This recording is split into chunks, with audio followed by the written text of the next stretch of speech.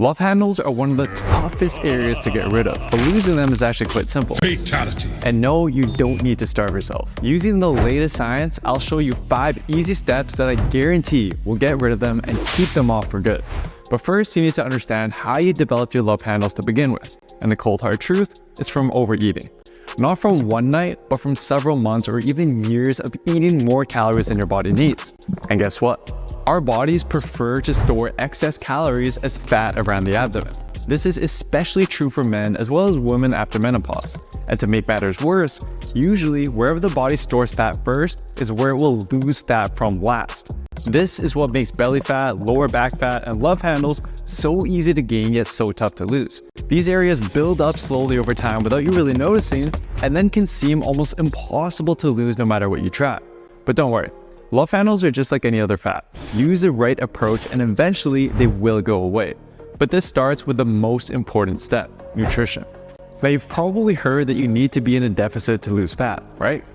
Well, while a calorie deficit is key, it's not actually going to cause much fat loss in your love handles right away. Nope. Your body will prioritize other areas of your body like the fat around your face, shoulders, chest, and arms before it prioritizes stubborn areas like your love handles. One of our Build with Science members, Archie, is a perfect example of this. In the first few months, although his belly and love handles didn't change much, if you look closely, you'll notice improvements in his face, chest, shoulders, and upper stomach.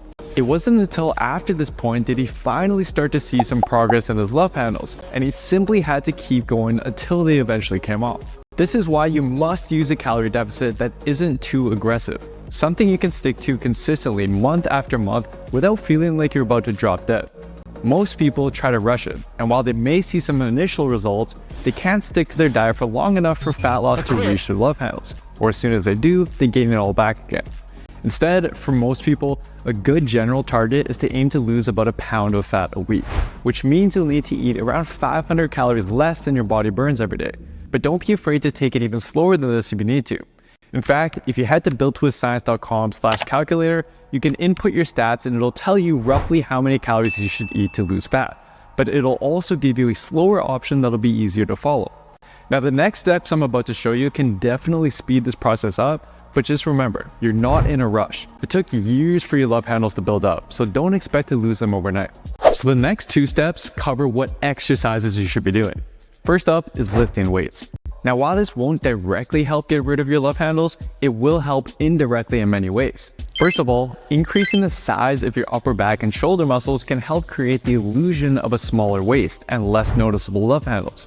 And second of all, if you don't lift weights while your body is in a calorie deficit, more of the weight you lose will be from muscle rather than fat.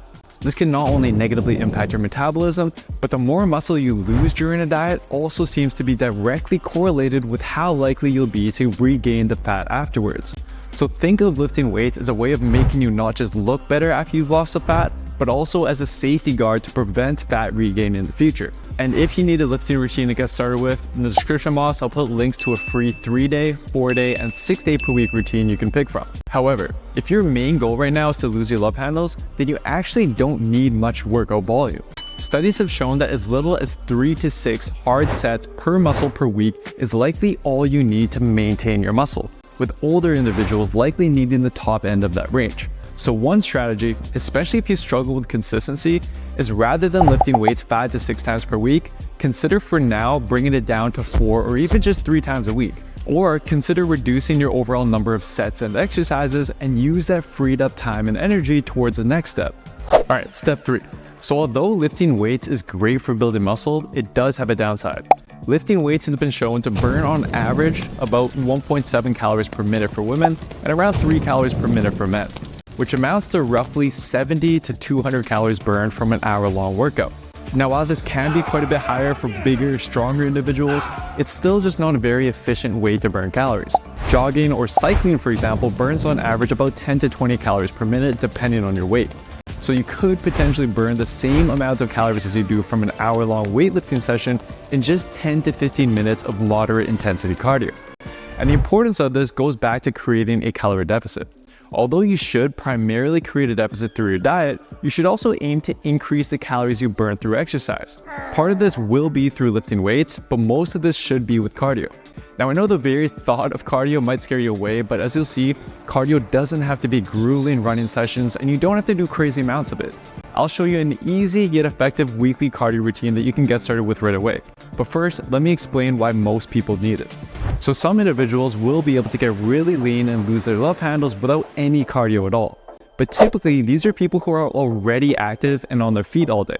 In fact, if you use our calorie calculator, you'll see there's almost a 700 calorie difference in daily calories burned from someone who sits all day compared to someone with a very active job and on their feet all day.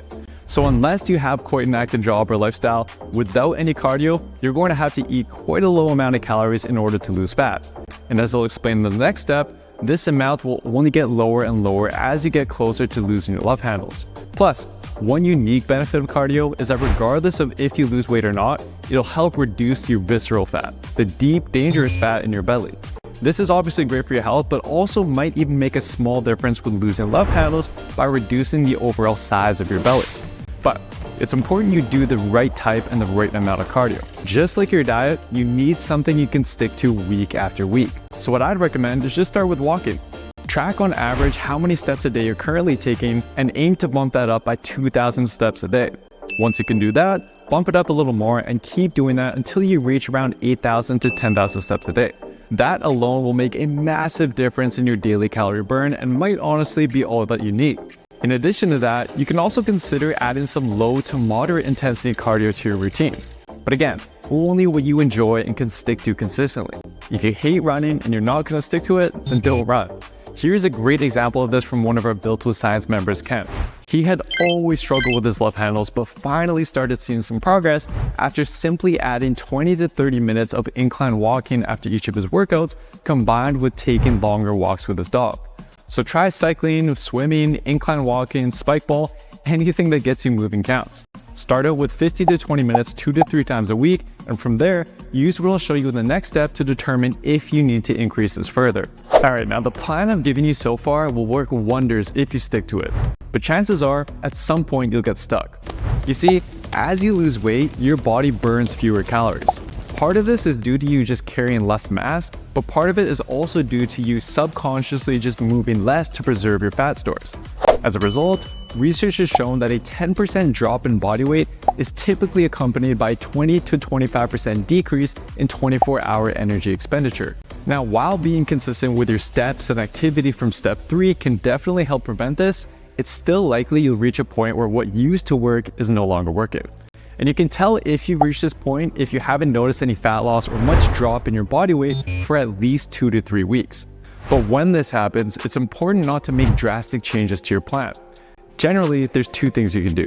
Option number 1 is to drop your calorie intake. Now, this is a good option if you're already quite active and feel like eating just a little bit less every day wouldn't be very difficult to stick to. And typically, a decrease of just 100 calories or so per day is all that's needed. Now, option 2 is to go the other way and to increase your activity and the average calories you burn every day.